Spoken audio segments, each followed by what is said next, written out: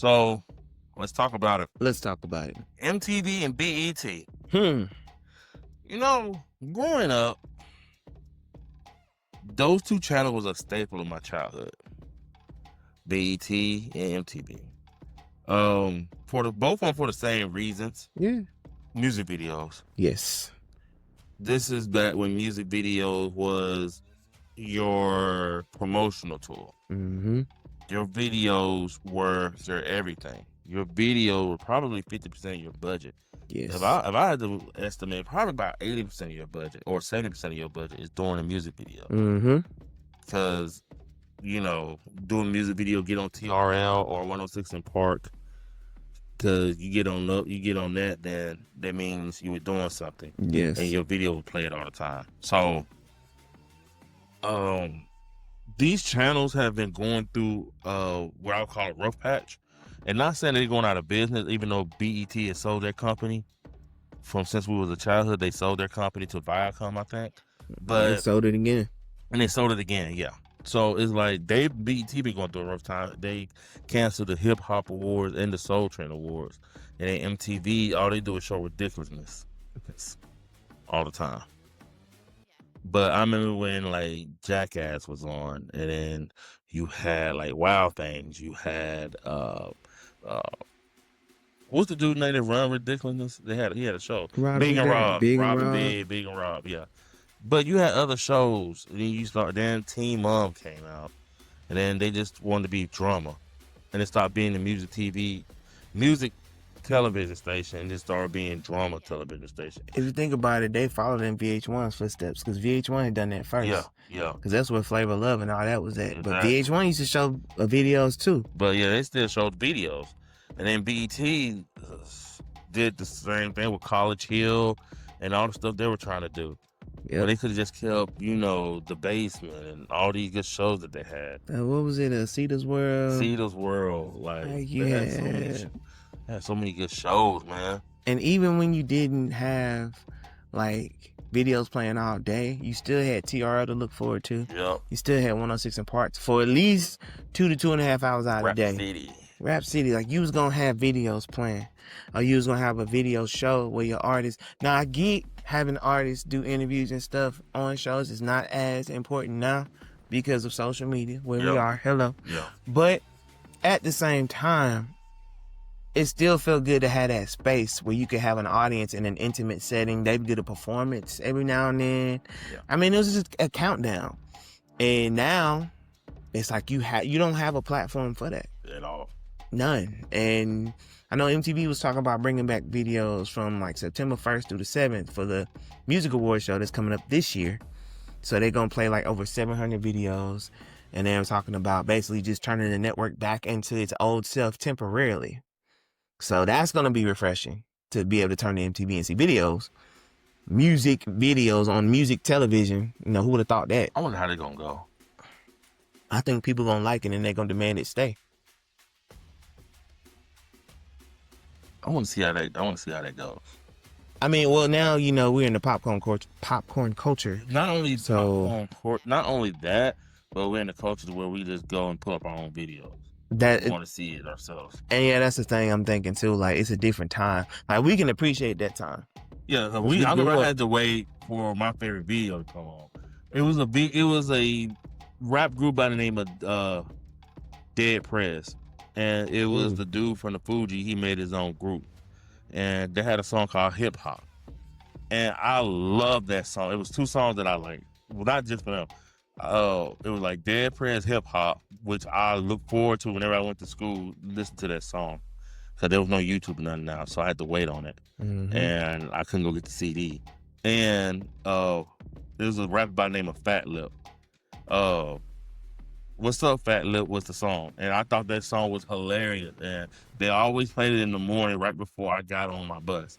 And I would get up, do all the stuff I got to do, eat breakfast, and go and put on MTV and wait for the video to come on. And it always came on. So I got those songs on my Spotify now. But it just goes to show you the different times that we're in. Yeah. You have to wait on your song back in the day versus now I can just go to Spotify, put that song on, or I can just go to YouTube and put that video on, and it's right there instantly. I remember having to set the VCR. Yeah. And like, okay, I'm gonna record this whole show and hopes that they'll play my video and I can catch it. Yep. So, man, how things have changed. How things have changed. But I mean, I believe it'll be refreshing to those of us that, you know, remember those times, to just be able to turn on MTV and just see videos playing randomly, you know, in a mix. It's kind of like when you go on Spotify and you just put on a random mix, 90s mix, 80s mix, whatever you listen to. It'll be like a fresh air of that. Yep. You know, you turn on videos, just wonder what come on next, you know? Yeah. So it'd be great. Yeah. So, and I mean, as far as like the award shows being canceled, I mean, we all know how the game work. It's a ratings game. They're business. And to me, awards, the award show is part of that promotion that I was talking about earlier with the videos. Yeah. When you was an artist, you wanted to be on every award show because it was a free promotion. So you wanted to be on the Hip Hop Awards. You wanted to be on all these award shows. Yep. Now it's like, well, we have social media and we do our own branding, so why go to these shows? I'm not gonna win. And so now your bigger stars not even going on these shows, because the award show used to be for like you knew your biggest star was gonna be on that show. But now your biggest stars are not even on the show, so it's like they can't be. If they're not on the show, why should I watch the show? And that's why I thought the show, and that's why I thought the music award format died. But awards like the BET Awards, they still get a platform. Yeah. It's still a big platform, and the MTV Music Video Award is still a big platform. So both of those channels still got that going for them. But if they're not careful, even those platforms can be gone. I think that's the one thing that saves MTV. Just like the XXL as a magazine has died, but the one thing that saves them is one time a year they come out with these freshman class of the year, and it brings a lot of interest. And they still got that they hold on to by a thread. That gets them a lot of that generates them a lot of money and all that. Cause record labels pay them to put their artists on the front page, or so they do one magazine a year, and that's that magazine. Everything else is digitalized. How things have changed. Yeah, man. So it's like if they're not careful, they can be looking like XXL. With award show. It's a lot of newspapers that have gone down. It's a lot that has changed. But let me tell you what's crazy though. Well, the Country Music Award is still red hot. Shows you something though, right? They don't have any trouble with their stuff. I mean, you know why? I wonder why. The audience isn't a split.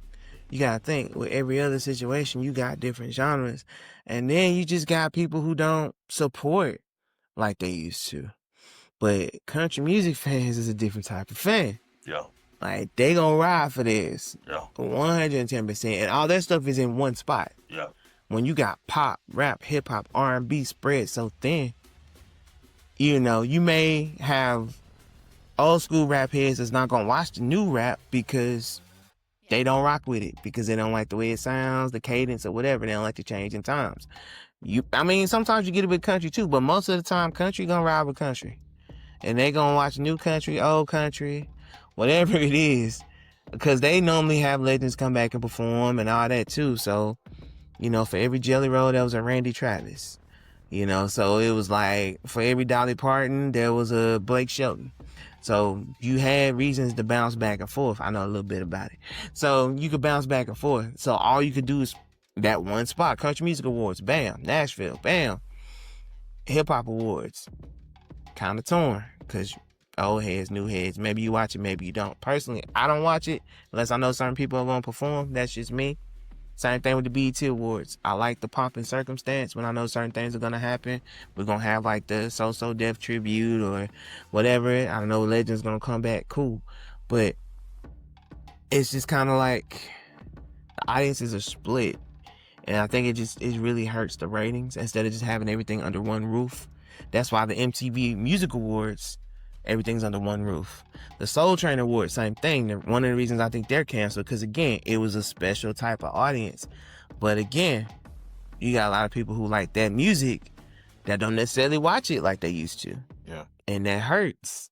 And You know? in the BET Awards does everything together. Yeah, that's Gospel, jazz, rap, all of it. R&B. One roof. That's why